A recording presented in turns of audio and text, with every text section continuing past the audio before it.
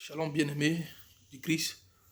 Aujourd'hui, on va parler un peu, on va causer entre nous, on va pas lire un verset biblique, mais nous allons parler un peu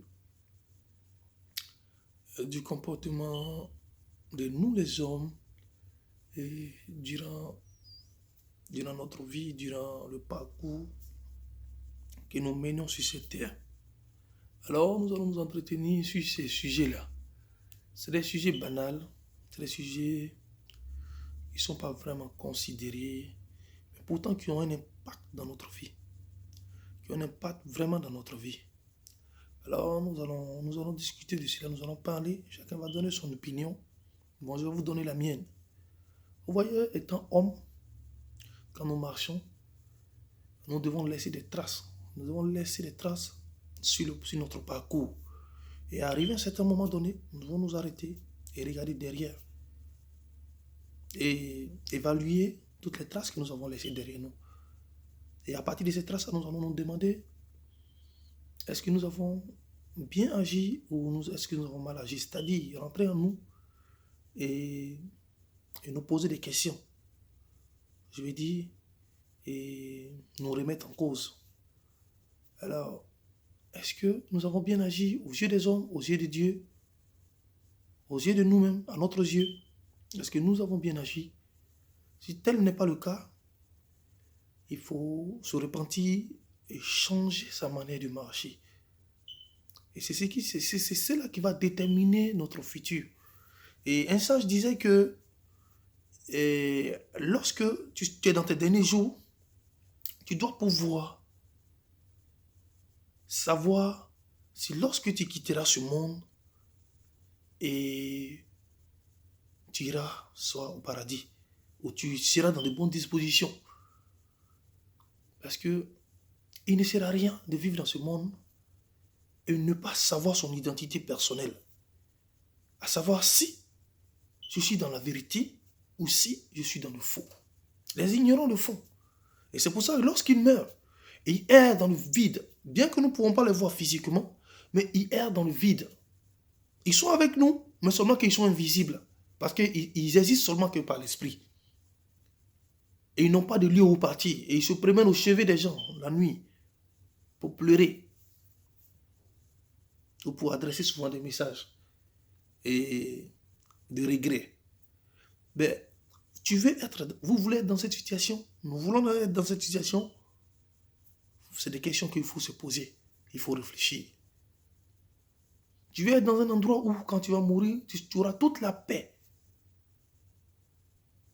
Et rentrer tout doucement, ou avoir une situation où tu ne sais pas quand tu vas mourir. Et lorsque tu meurs, tu te retrouves à errer dans le vide. Et à pleurer, laisser ta famille dans la souffrance. Il faut que tes œuvres que tu vas poser sur cette terre-là, lorsque tu quitteras ce monde-là, ta famille doit être rassurée. Bien qu'ils seront dans l'amertume de t'avoir perdu. Ils seront dans la douleur de t'avoir perdu. Mais au moins quand ils regardent en arrière, ils sont fiers de toi. Ils savent que tu as laissé au moins quelque chose, tu as laissé au moins des traces qui permettra leur survie ou qui leur permettra de brandir ton nom comme un trophée, de brandir ton image et d'être fier de toi. Et c'est cela un homme, c'est cela une personne. Et quand Dieu, par sa grâce, par sa bénédiction, nous ramène sur cette terre, c'est pour que nous fassions des choses concrètes pour l'humanité. Parce qu'il sait que nous sommes utiles pour cette humanité-là. C'est pour ça qu'il nous envoie sur cette terre. Et quand toi tu vis sur cette terre et que tu constates que tu n'es pas utile, pose-toi des questions.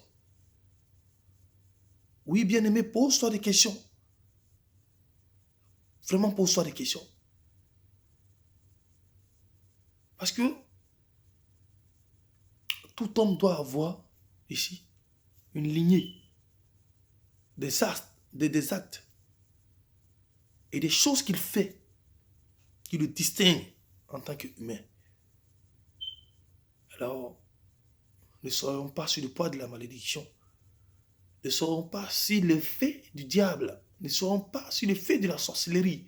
Ne croupillons pas sur la malédiction, afin de faire des actes, de poser des actes que nous ne honorons pas en tant qu'humains, que nous n'honorons pas devant nos frères et sœurs, que nous n'honorons pas notre Dieu qui nous envoie sur cette terre. Imaginez-vous un enfant que tu mets au monde, à qui tu as donné une éducation, à qui tu as donné des instructions.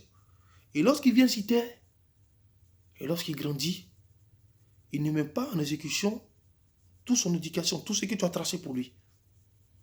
Et l'enfant a une vie gauche. L'enfant a des choses qu'il fait qui ne tournent pas. Imagine-toi ta déception. Imagine-toi dans l'état où tu te sens. Et c'est dans cet même état-là que Dieu se sent lorsque nous ne posons pas des actes bons et justes. Alors, frères et sœurs, il faut que nous posions des questions. Il faut que nous remettions en cause. En tant qu'humain, il faut se remettre en cause. En tant qu'humain, il faut tous les jours analyser. Il faut tous les jours se poser des questions.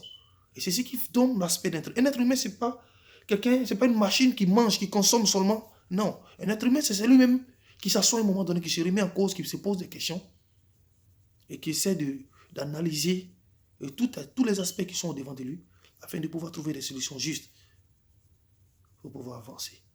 Et ça, c'est pas des paroles tirées de la Bible, mais c'est des paroles logiques. Tu peux ne pas être homme de Dieu, mais il faut être habité par un esprit de discernement, un esprit qui va t'amener à te poser ce genre de questions.